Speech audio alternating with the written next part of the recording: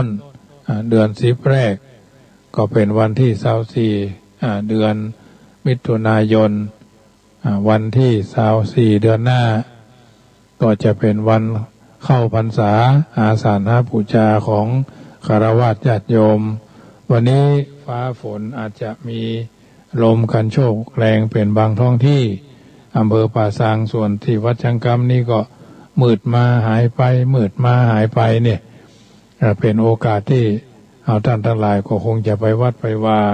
ค่ำคืนนี้อาจจะบหันแสงจันทร์หรืออาจจะหันพุ่นดึกพุ่นฟ้าเปล่งฟ้าใสก็คงจะเป็นแสงจันทร์นวลจ้านะแต่บางที่ถ้าเป็นมืดเป็นครึ้มนี่ก็คงมหันเพิ่นบอกว่าแสงจันทร์ส่องสกาวพราวบนฟ้า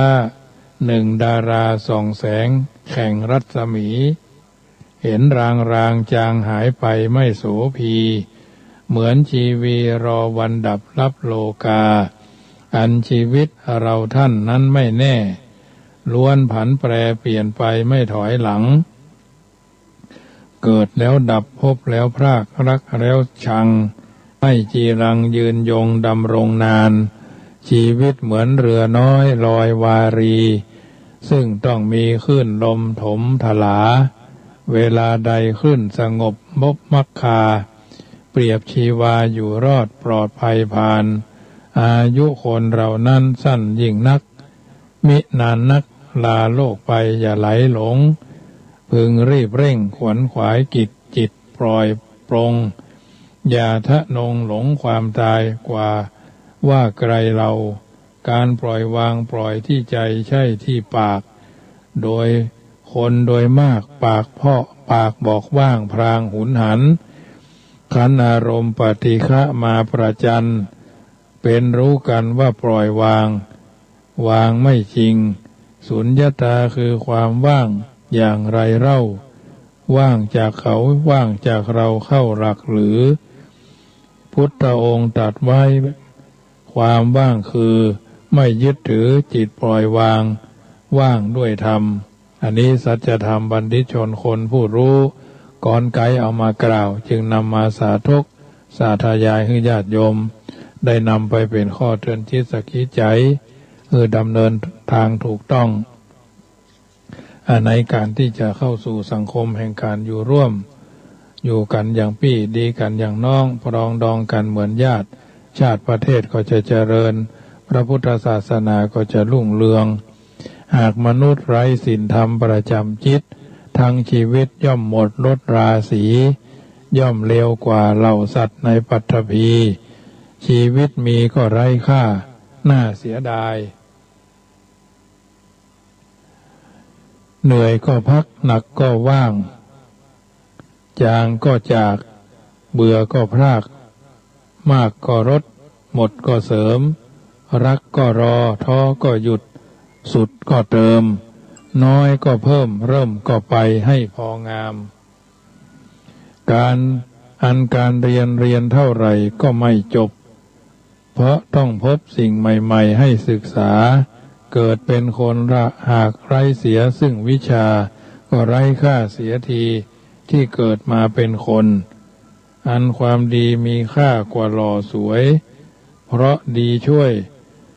สวยสุขอวยสุขทุกสถานดีมากร้นคนทั่วไปได้กราบกรานความดีนั้นอยู่ที่ใจใช่หน้าตาอันนี้สัจธรรมท่านกล่าวเอาไว้ขอพระสัทธรรมจงอยู่คู่พิภพอย่าได้หลบเลือนหายมารายสูญจงสถิตดุจประทีปเรืองจำรูนช่วยค้ำจุนศาสนาสถาพรพระปัญญาล้ำเลิศประเสริฐยิ่งบริสุทธิ์เพลิดเพลิงผุดผ่องใสพระกรุณาแผ่ปกเกล้าเหล่าเวไนทั้งสามไซส์ประเสริฐสุดพุทธคุณพระผู้ให้แสงสว่างชี้ทางโลกนำพ้นโศกโลกภัยในสงสารนำเหล่าสัตว์ข้ามวัฏชนะมารพ้นกันดานพบมคาพาร่มเย็นสัจธรรมบัณฑิตชนคนผู้รู้ท่านกล่าวเอาไว้ก็ก้อนไกลเอามาเป็นนิทัศนะอุทาหรณ์ เตือนจิตสกิจใจกับบรรดาสาธุชนคนดีที่ตั้งอกตั้งใจฟังน้ำฟังธรรมกันอยู่ทางบ้านบางท่านก็ทำภาระธุระไปต่องานเนื่องงานที่อาจจะติดพันมาจากทางนอกบ้านทำไปเถอะญาติโยมงานที่เรามีดีกว่าปล่อยเวลาทำวันนี้คือดีบ่ต้องรอฟ้าจักสดใสห่วงและกำลังใจอยู่ที่ตัวตนเฮานี่แหละวันนี้เป็นวันศีลเป็นวันพระพระสัทธรรมคำสอนเป็นปริยัติธรรมให้เฮาท่านทั้งหลายได้ฮู้ได้มีโอกาสได้เข้าไปเฝ้าพระพุทธเจ้ากราบพระพุทธกราบพระธรรมกราบพระสงฆ์วันนี้เราได้มีโอกาสพรรณนาเกียรติทรัพย์ของพระพุทธเจ้าว่าอิติปิโสภควาเป็นต้นลงท้ายว่าภควาตินะพระพุทธเจ้าอรหังเป็นพระอรหันต์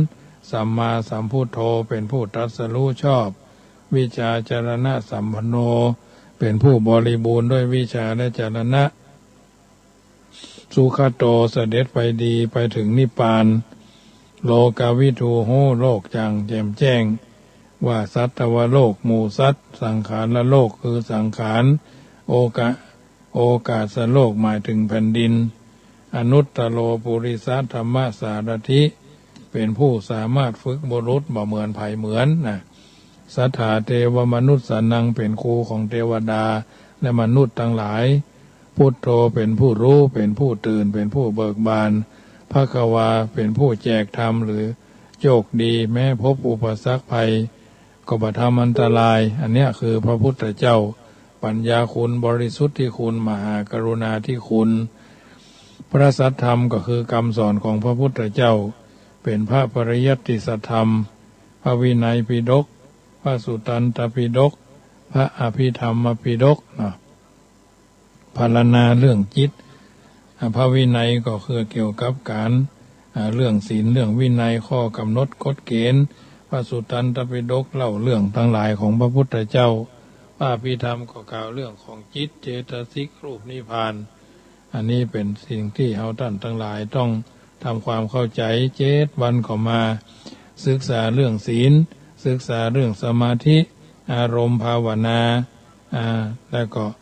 ปัญญาก็คือหู้แจ้งหันจริงว่าอันนี้จังบ่เที่ยงทุกขังเป็นทุกข์ยนอยู่บ่ได้อนัตตาบังคับก็บ่ได้ตัวเนาะพระอริยสังฆเจ้าก็ถือว่าเฮาท่านทั้งหลายก็ทราบดีนะอริยสังฆเจ้ามีคุณ14อุบาสกบริษัทอุบาสิกาบริษัทอุบาสกอุบาสิกาเป็นต้นพระสังฆเจ้าก็คืออริยสังฆเจ้ามีคุณ14ที่เฮาท่านทั้งหลายก็ทราบดีนะพระโสดาบันสกทาคาอนาคาอรหันต์นะเป็นพระสงฆ์ผู้ปฏิบัติดีปฏิบัติชอบปฏิบัติตรงปฏิบัติเป็นธรรมปฏิบัติดีก็หมายถึงปฏิบัติสุจริตนะปฏิบัติตรงก็คือตรงต่อตัวเก่าตรงต่อผู้อื่นต่อพระพุทธพระธรรมพระสงฆ์ปฏิบัติเป็นธรรมก็หมายความว่าบัดลำเอียงใจเหตุใจผลใจลักยึดกุศลธรรมเป็นเกณฑ์ปฏิบัติสมควรแก่ตนแก่เหตุแก่ผลแก่ตนแก่ประมาณแก่การแก่เวลาเป็นผู้สมควรแก่ของคำนับเป็นผู้สมควรแก่ของต้อนรับเป็นผู้ควรแก่อุทิศคือผู้ล่วงลับเป็นผู้ควรแก่การเหมาะสมแก่การกระทำอัญชลีเพราะนั้นศาสนาพุทธเท่านี้เพราะมีพระสงฆ์สืบต่อกันมาเป็นเวลา2,563 ปีผ่านเข้าไปเขาก็ยังนักแน่นมั่นคงบ่วอกแวกบ่ไววันบ่วันเฟือนเนาะสรุปแล้วพระรัตนตรัยก็เป็นสิ่งที่เอาบูชาในพระพุทธศาสนาได้แก่แก้ว3ประการพุทธรัตนะคือพระพุทธเจ้าเหมือนแก้วธรรมรัตนะพระธรรมเจ้าก็เหมือนแก้วสังฆรัตนะสังฆเจ้าก็เหมือนแก้วตามวิถีเจ้าโลกเข้าใจว่าพระพุทธเจ้าคือพระพุทธรูปในอุโบสถวิหารศาลาการประเรียนอันหากหมายถึงบุคคลก็คือสิทธัตถะอุมานเป็นโอรสกษัตริย์มีมเหสีมีพระราชโอรส แล้วได้ทรงออกผนวดสำเร็จอนุตตรตรัสรู้ออกเผยแผ่พระพุทธศาสนาแล้วดับขันธปรินิพพานพระธรรมก็คือคัมภีร์ทั้งหลายเช่นคัมภีร์พระไตรปิฎกซึ่งนำมาเผยแผ่สั่งสอนมาบวชรักษาศีลเนาะปฏิบัติธรรมและวินัยซึ่งเอาท่านทั้งหลายก็ว่ากันท่องกันว่าธรรมะคือคุณากรส่วนชอบสาธรเนี่ยหมายถึงธรรมคำสอนของพระพุทธเจ้าตรัสไว้ดีชอบแล้วถ้าหากจะดูแบบตาหึ่งหันแล้วหมายความว่าพุทธเจ้าได้แก่คนความมีสติปัญญาความสามารถอย่างแจ่มแจ้งและมีอุปทานและบ่มีอุปทานยึดมั่นถือมั่นนะบัดหลงผิดคิดในทางที่บ่ชอบด้วยประการต่างหลายพระธรรมได้แก่สภาพความเป็นจริงจัดเป็นสองประเภทคือโลกียธรรมสภาพที่อยู่ในโลกียชนและโลกุตตรธรรมก็สภาพที่อยู่เหนือวิสัยคนธรรมดาธรรมะจัดเป็นประเภทคือฝ่ายบุญกุศลมีเจตนาดีในการสร้างสรรค์หนึ่งฝ่ายบาปอกุศลฝ่ายบาปทุจริตมีเจตนาในการทำลายฝ่ายกลางนอกจากนี้พวกสภาพที่เป็นจริงเช่น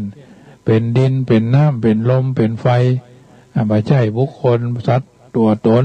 ไม่ใช่สิ่งใดสิ่งหนึ่งแต่เป็นธรรมดาที่วนเวียนอยู่มาหูจักเสียงจักสุดหูจักสภาพธรรมดาพระสงฆ์หรืออริยติสงฆ์สมมุติสงฆ์เนาะได้แก่คุณธรรมที่เป็นศรัทธา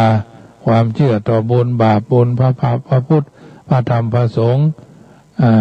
เชื่อกฎแห่งกรรมเชื่อว่าพระพุทธเจ้ามีปัญญาน่ะเรียกว่าศรัทธา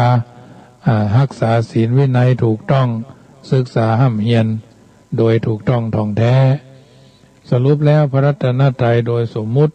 และพระรัตนตรัยโดยปรมัตถ์โดยสมมุติเป็นการว่าโดยตามวิถีเจ้าโลกส่วนปรมัตถ์เป็นสภาพที่พระพุทธเจ้าตรัสรู้ตามที่กล่าวว่าพระพุทธเจ้าตรัสรู้ธรรมพระธรรมและพระสงฆ์ก็เป็นผู้ทรงไว้พระสงฆ์สาวกของพระพุทธเจ้าซึ่งทั้งสามอย่างนี้เป็นเนื่องอันเดียวกันมาจากศีลสมาธิปัญญาดังนั้นการบูชาพระรัตนตรัยควรบูชาให้ถูกบัดติดแนบแน่นกับวัตถุบุคคลภายนอกว่าพุทธเจ้าคือพระพุทธรูปธรรมะคือพระไตรปิฎกพระสงฆ์คือลูกชาวบ้านหลานเจ้าเมืองที่นุ่งห่มจีวรสบงอังสะ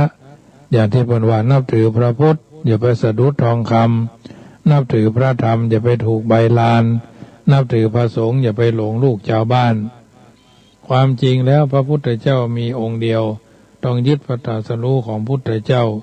มีปัญญาการุณาบริสุทธิ์เพียงแต่ใจพุทธรูปเป็นเครื่องหมายเป็นสัญลักษณ์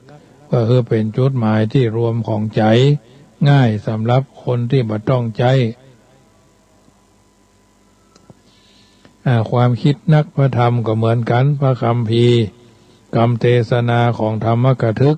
แต่ละองค์ย่อมมีการเปลี่ยนแปลงบิดเบือนไปตามลัทธิและยุคสมัยนิกายต้องไปยึดเอาสิ่งภายนอกเป็นนั้นธรรมะพระสงฆ์ก็ทำนองเดียวกันบางคนก็รักษาศีลแล้วเป็นปาราชิกก็มีศึกไปก็มีจะต้องตายก็มีมรณภาพไปก็มีซึ่งบ่มั่นคงถาวรพระสงฆ์ที่แท้คือการปฏิบัติดีปฏิบัติชอบเป็นศีลเป็นสมาธิ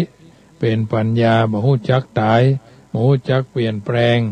การบูชาพระรัตนตรัยต้องบูชาให้ถูกต้องไม่ใช่ว่ากล่าวพุทธเจ้าพระธรรมพุทธเจ้าและพระธรรมเจ้าดี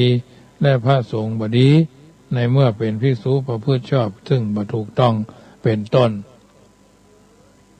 อันเนี้ยญาติโยมท่านสาธุชนผู้ฟังทั้งหลายจึงนำมาอธิบายชี้แจงแสดงให้ญาติโยม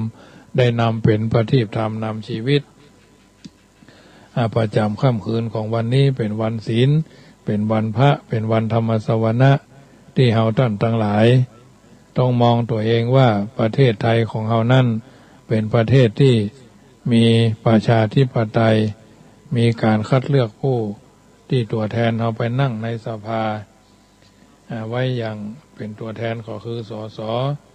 โดยที่จริงเป็นผู้ประกอบด้วยสมบัติวุฒิของความเป็นคนนะมีความจริงใจต่อประชาชนมีความประพฤติตนหน้าเรื่อมใสศรัทธารู้จักแก้ปัญหามีผลงานที่เฮาหันดีเด่นด้วยคุณธรรมนะวุฒิคือความรู้ความสามารถของคนมีศรัทธาคำว่าวุฒิก็คือความเจริญงอกงามเป็นผู้ใหญ่เมื่ออู้ตามหลักพระพุทธศาสนามีอยู่3ก็คือชาติวุฒิชาติวุฒิวยวุฒิคุณวุฒิแต่มีชาวโลกบางท่านบอกไว้ว่ายังมีแถม2ก็คือธนวุฒิศักดิวุฒินะ2วุฒินี้หลัง2วุฒิหลังเนี้ยจักบ่ขอกล่าวถึงเพราะนอกประเด็นไปจากคำสอนของพระพุทธเจ้าคนที่เกิดในตระกูลสูงตระกูลของผู้ดีมีศักดินามีโภคสมบัติบนห้องว่าชาติวุฒิเจริญโดยชาติมีวัยอันเจริญหมายถึงผู้มีอายุยืนอายุนักห้องว่าวัยวุฒิเจริญด้วยวัยผู้เจริญด้วยคุณงามความดีคุณธรรมมีคุณธรรมประจำใจละอ่อนบางเตื้อก็มีคุณธรรมกว่าผู้ใหญ่บนห้องว่าคุณวุฒิวุฒิทั้ง3ข้อความมีความสำคัญอย่างยิ่งก็คือคุณวุฒิคนใดประกอบด้วยคุณวุฒิเป็นผู้มีคุณธรรมบุคคลผู้นั้นเป็นผู้ที่น่ายกย่องสรรเสริญน่าเคารพนับถือ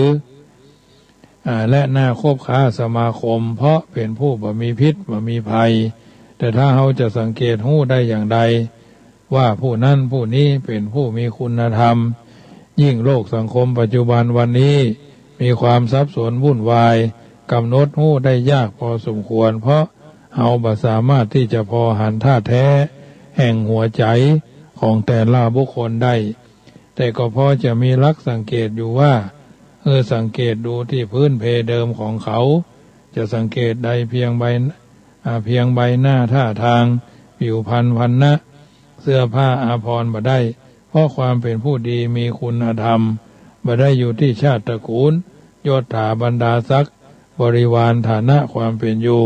และการเป็นผู้มีอายุนักทุกอย่างอยู่ที่พื้นเพแห่งการกระทำของเขาซึ่งแสดงออกมาทางกายวาจาและใจของเขาที่ห้องกันว่ากายกรรมวจีกรรมมโนกรรมเราสังเกตตรงนี้ด้านการกระทำก็เป็นดีเป็นปกติการอู้ก็ดูดีเป็นปกติการกึศก็กึศดีเป็นปกติก็คือเขาทำอย่างนั้นอู้อย่างนั้นกึศอย่างนั้นเสมอไม่ใช่ว่าทำดีกึศดีชั่วประเดียวประดาวเท่าอันเข้าทำหลักการที่ว่ามือถือสากปากถือศีลทำบุญเอาหน้าภาวนาตอแหลเป็นต้นลักษณะอย่างนี้ญาติโยมท่านผู้ฟังทั้งหลายเป็นปกตินะลักษณะอย่างนี้หาเป็นผู้มีคุณธรรมมาได้การทำดีอู้ดีกึศดีเป็นปกติเป็นนิสัยเป็นธรรมดาเป็นพื้นเพของเขาถึงแม้จะมีความเสียหายพ่องก็มีน้อยบ่อยครั้งอย่างง่ายๆว่าข้อดีมีนักกว่าข้อเสียถึงแม้จะเป็นคนยากจนข้นแค้นหิวโหยเขาก็บ่ได้ไปลักไปจี้ไปปล้นไปหลอกไปลวงถึงจะมีโอกาสช่อได้โกงได้เขาก็บ่ทำถึงจะมีอารมณ์มายั่วยวนยั่วยุเขาชั่วคิดชั่วทำชั่วเขาก็บ่ยอมทำตามอารมณ์ที่เกิดขึ้นเขาเกิดมาในโลกอยู่ร่วมกันกับคนในโลกถึงโลกจะหวั่นไหวเอ็นเอียงโยกโคลนโยกโคลงเพราะได้เพราะเสียเพราะมียศเสื่อมยศเพราะมีนินทาสรรเสริญหรือเพราะสุขเพราะทุกข์เขาก็มีสภาพความเป็นปกติทำดีอยู่ดีคิดดีอยู่นั่นเองจิตใจของเขาการกระทำของเขามีหวั่นไหวคลอนแคลนเอ็นเอียงไปตามเหตุตามผลของโลกนี่แหละอันเป็นลักษณะของผู้มีคุณธรรมโดยแท้เพราะฉะนั้นจึงนำมากล่าวนำมาอู้เอิ้นเจริญพรบรรดาญาติโยมสาธุชนท่านผู้ฟังทั้งหลายนำไปเป็นข้อพินิจพิจารณาผู้มีคุณธรรมนั้นย่อมอำนวยประโยชน์สุขแก่ครอบครัวสังคมชุมชน ทำให้ผู้คบหาสมาคมด้วยกันนั่นได้รับผลแห่งความดีและคุณธรรมเป็นลำดับไปเพราะฉะนั้นญาติโยมท่านสาธุชนท่านผู้ฟังทั้งหลายค่ำคืนวันนี้เป็นค่ำคืนวันศีลเป็นค่ำคืนวันพระก่อนจะรับจะนอนก็จะไปลืมทำบุญหยาดน้ำนึกถึงบุญกุศลที่เราแผ่ภายยายบุญในรอบ7 วันที่ผ่านมาตั้งวันพระที่แล้วมาถึงวันพระนี้รายการเสียงธรรมก่อนรับตานี้ก็เป็นส่วนหนึ่งที่เป็นอาหารใจให้กับทุกคน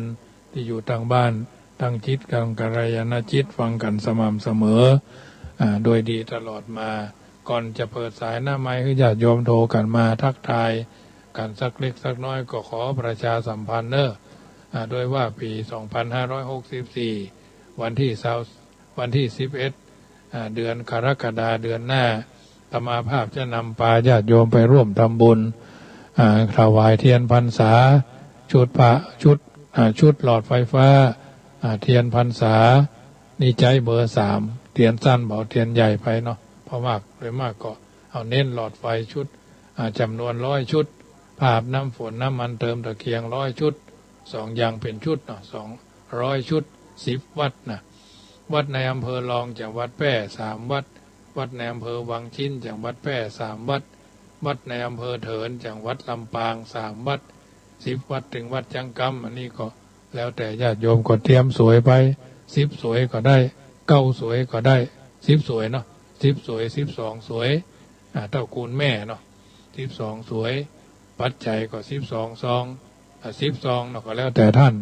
จะเอาไปถวายเนาะวัดแล้วเท่าไปได้1 บาท2 บาท3 บาทก็แล้วแต่สวย10 สวยปัจจัย10 ซองเนาะการลดในคนละ500 บาทโดยประมาณทางน้ำเพื่อพระนี่ก็มีหลายกันตะกี้ก็ทางหนองสมณะมาทำการ1เนาะพี่น้องเจ้าแม่เลี้ยงกาแฟสักกันเนาะนอกนั้นก็แล้วแต่เนอะคนละกัน10 คนก็1 กันไปด้วยกัน1 เตื้อเหมือนกับไปเป็น10 ปี20 ปีญาติโยมถ้าบอกไปกัน1 เตื้อเหมือนห่างกันเป็น10 ปี20 ปีเนอะไปเมื่อยังกินต้วงด้วงได้กินได้หูดังสาบปากด้วงกินได้ไปเถอะบ่ต้องไปอ้างหันอ้างนี่บ่ไปมันถึงบ่ได้ไปอันเรื่องโควิดที่อำเภอรองนี่มีเหมือนกันนะแต่ว่าเพื่อนบ่ได้เอาไปใช้หมู่บ้านที่เขาไปหรอกเอาบ่ได้ไปแออัดอยู่ตรงนั้นตรงนี้อำเภอวังชิ้นก็เป็นป่าอำเภอรองก็เป็นป่าไม่ซักนะมันกายหลืดกายหลาดเนี่ยโควิดมันไปใกล้เลยอากาศก็มันไม่ใช่ว่าเย็นเนาะหน้าฮ้อนก็ฮ้อนถือว่าเป็นส่วนที่เราสามารถไปได้กันเดินทางเขาบ่ได้ไปค้างเอาสิ่งละอันพละน้อยไปแบ่งปันกับกัลยาณมิตรนะอำเภอเถินก็เหมือนกันเถินบางชิ้นอำเภอรองนี่มันติดกันนั่นนะเอาเดินทางตี 4นัดตี 4คงได้ตี 5ไปกินข้าวงายที่อำเภอรอง3 วัดไปกินข้าวตอนที่อำเภอวังชิ้น3 วัดไปกินข้าวแรงหรือเพื่อนห่อที่อำเภอเถิน3 วัดแล้วก็10 วัดถึงวัดจังกำก็มีโอกาสก็เป็นเจ้าภาพชุดหลอดไฟเนาะ100 ชุดละ200 บาทพาอาบน้ำฝนน้ำมันเติมตะเกียง100 ชุดละ200 บาทยารักษาโรคหรือยาสามัญประจำวัดนะเป็นดีคอเจนที่ฟรีแก้แพ้แก้คัดเย็ดยัดยอกนะก็คงหลายรายการ9 รายการ10 รายการชุดละ300มีจำนวน10 ชุดเนาะชุดละ300นะเหลือเกินนั่นก็คงจะได้เป็นพระใจแต่เจ้าพี่น้องพุทธโยมมะลิเนาะมะลิวันเนาะทำบุญถวายมา200ชุดหลอดไฟฟ้าเนาะไม่ใช่หลอด200เนาะชุด200เสียบได้เลยเนาะก็ทำมาเป็นปีนี้เป็นปีที่15ญาติโยมสาธุชนรองเท้าวัดละ3 คู่เนาะผ้าเช็ดตัวผ้าอาบผ้าอ่านผ้าห่มเนาะมีโยมบ้านบ่อหินโยมนงคารแสงพาวนี่เพิ่นจะถวายที่นั่งกับที่นอนโดยอย่างละวัดละ1 ชุดเนาะ10 วัดก็10 ชุดเนี่ยเพิ่นทำด้วยมือของท่านเองเนาะอันนี้ก็อนุโมทนาไว้ล่วงหน้าบางคนเพิ่นก็มาฝากเตียนไว้เป็นกล่องเบอร์3นั่นน่ะวัดละ10 ชุด10 ชุดทูบก็เหมือนกันวัดละ10 ชุด10 ชุดเนาะ10 ห่อไม่ใช่10 ชุด10 ห่อ ห่อแล้วเท่าใดก็เอาก็เฉลี่ยไปตามนั้นอันนี้ก็สามารถทำบุญกันได้ยังเวลาแถมร่วม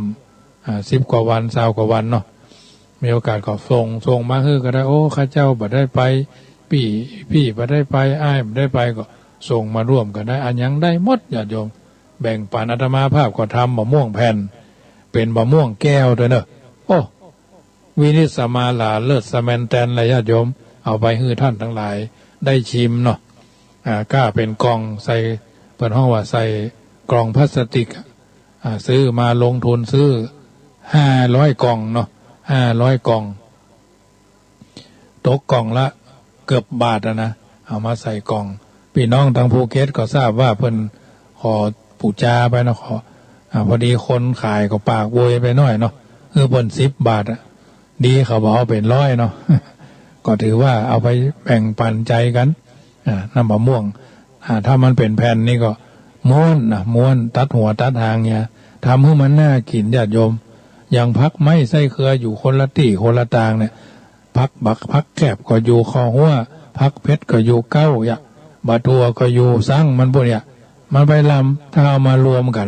มันก็น่ากินน่ารับประทานเหมือนถ้าไปกินข้าวพัดในร้านหรูๆเปิ่นแต่งหัวจานเนาะแกะสลักบะเขือส้มกาเปลือกบะเขือส้มนั่นน่ะหรือเปลือกแครอทกาฟักแครอทกับแกะเป็นรูปดอกกุหลาบวินิจสมาลาเนาะแต่งแต้มแต่งสีกาแฟก็เหมือนกันเพิ่นจะมีใส่เนยทั้งหน้ากินเข้าไปนั้นสวาบเดี๋ยวมาถึงห้อนวาบเข้าไปนะแม้กระทั่งเครื่องดื่มบางชนิดก็เหมือนกันต้องแต่งแต้มแต่งสีผสมนั้นผสมนี้เช่นเดียวกันอาตมาภาพก็ซื้อกระดาษสีม่วงกระดาษสีเงินกระดาษสีเหลืองกระดาษสีขาวห่อบนห้องว่าลิ้วหัวลิ้วใต้เนาะก็น่ารับประทานดีนะอันนี้ก็ได้ส่งไลน์ส่งเฟซให้หลายคนเข้าดูเข้าชมไม่ใช่ว่าเรื่องลำบากทำได้นะเอาก็พลิกแพงไปตามโอกาสอย่างว่าเวลามะม่วงจากญาติโยมเพิ่นถวายมาส่วนมากก็เอาไปคือพี่น้องทางเชียงใหม่เพิ่นได้ชิมลิ้มรสนะมะม่วงพระธรรมนะพระธรรมมือไม่ใช่พระธรรมะนะพระธรรมมือกวนนะ6 กระทะใหญ่กระทะใบกว้างวาหนึ่งเนี่ย6 กระทะล่อมแรมเสียก็ออกแล้วบ่ได้ใจมือนะญาติโยมประชาสัมพันธ์ให้ทราบแล้ววันที่28ที่จะถึงนี้ก็จะได้เลี้ยงข้าวพัดอนุโมทนาก็โยมแม่แก้วลูนเนอะบ้านสันปงแม่ริมกับพ่ออ้ายเปิ้นส่งแครอทมาหอมจีนมากุนเชียงมาแหนมมาด้วยเนาะแครอทมาหลายอันหลายอย่างโยมพี่เชียงใหม่ก็ส่งกุนเชียงมาเนาะอาจจะเป็นเจ้าภาพไอติมเนาะก๊อกละ5 บาทนี่ค่ะก็คือละอ่อนมันจะไปคือเขาจะบวชกล้วยเนอะละอ่อนมันก็จะเอามักมาเดียวบะบอมฟักแก้วเนอะมันก็บอกกินนะเดี๋ยวมันจะเข้าเจ้ามันทำละมันนั่งกินข้าวอันบวกของฟักแก้วนี่กับฟักทองบวชเนี่ยบดท่อแก้มตุยพ่อญาติโยมเอ๋ยกินเจนพุงกลางมั้งเนาะเพราะฉะนั้นจะทำข้าวพัด7 สีเครื่องมันก็มีอยู่ข้าวพัด7 สีน้ำซุปแบบต้มแบบฟักน้ำต้มซุปแบบฟักนี่ก็มันก็คงจะกินอยู่ละอ่อนนะเปิดห้องวันน้ำแก้แค้นหรือน้ำซุปเนาะเอาละญาติโยมสาธุชนค่ำคืนนี้ลองซักสาย2 สายเนาะก่อนนำรายการจากท่านไป0615476539โทรกันเข้ามาสาย2 สายวันพุธกินข้าวงายเจ้า8 โมงถึง 9 โมงปะกันที่ขึ้น96เนอะวันนี้วันพฤหัสบดีเนาะมาเจ้าก็เที่ยงวันนี้นี่อู้ม่วนนะวันนี้นะขึ้น96นะเพราะว่าหูเนาะเดี๋ยวนี้สบายละช่วงเส้งละวันอาทิตย์นี่เพิ่นนับแต้มกำเพิ่นจะไปดูดแต้มรอบนึงมันเป็นขี้หัวกระด้างนี่เนาะก็ทำไปเถอะญาติโยมทำไปตามหน้าที่อโรคายาปรามาราภาเนาะความบ่มีโลกเป็นลาภอันประเสริฐโมทนาโยมแม่เรโนวันนี้มาเลยวันนี้ถ้าจะไปธุระโยมแม่ขวัญเมืองโยมแม่เรโนเนาะโยมแม่ครูพี่น้องทั้งสารปีถ้าอยู่นัวขายครัวกันโดยมากนะพี่น้องทางเชียงใหม่โดยมากเพิ่นก็ฟังกันเนาะส่วนมากก็จะไปทั้งรายการอื่นๆรายการใดก็ได้ขอให้เข้าถึงอัตถึงธรรมอัตถะคือประโยชน์ธรรมะก็เครื่องดำเนินชีวิตบ่ฮือผิดเพี้ยนบ่ฮือผิดพลาด ว่างเว้นจากภาระธุระก็โทรศัพท์ทักทายกันได้เนอะที่06154765390615476539รายการธรรมภาพโดยมากจะเน้นธรรมะท่านทั้งหลายได้ยกระดับจิตญาติโยมสาธุชนที่อยู่ทางบ้านฟังไปเป็นนิทัศนะอุทาหรณ์เจริญพรพี่นอนสารปี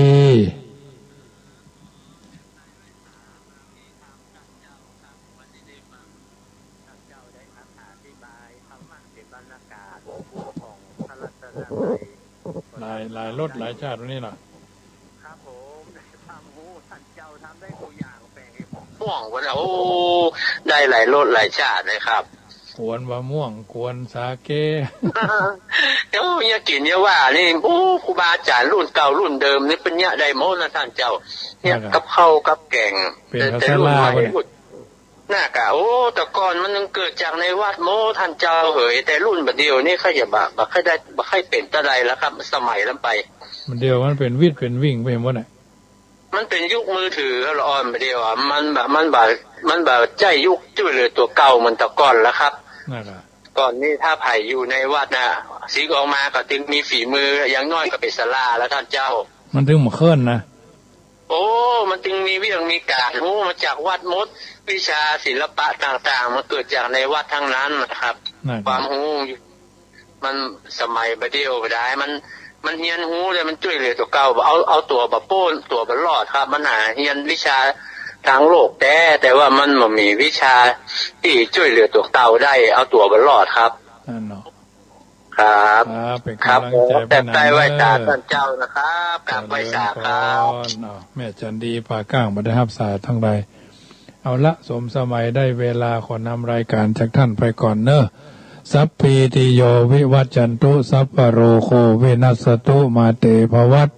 วันทรายโยสุขีทีคายุโกภวะอภิวาตานาสีนิสนิจังวุตตาปัจจายโนจัตตารโอธรรมาวัฏันติดีและอาจในวันนี้ก็เป็นวันดีนิธีอันวิเศษเทศว่าเจ้าศรัทธาอุปาสกะอุปาสิกาต่างคนก็ต่างอยู่ทางบ้านเปิดวิทยุขึ้น 104.50 วิทยุเพื่อการศึกษาพระพุทธศาสนาและวัฒนธรรมวัดไผ่หินเมืองเชียงใหม่นครพิงค์แก้วกว้างรายการนี้ธรรมาภาพพระมหาประสิทธิ์ธรรมาภินันโทบรรยายธรรมะให้ญาติโยมได้ยินได้ฟังน้อมนำไปเป็นประทีปธรรมนำชีวิตสำเร็จดังเจโตปณิธานจุเยี่ยงจุปการนั่นจุงจักมี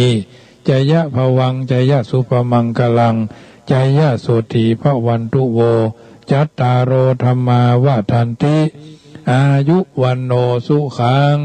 ปะลังสุข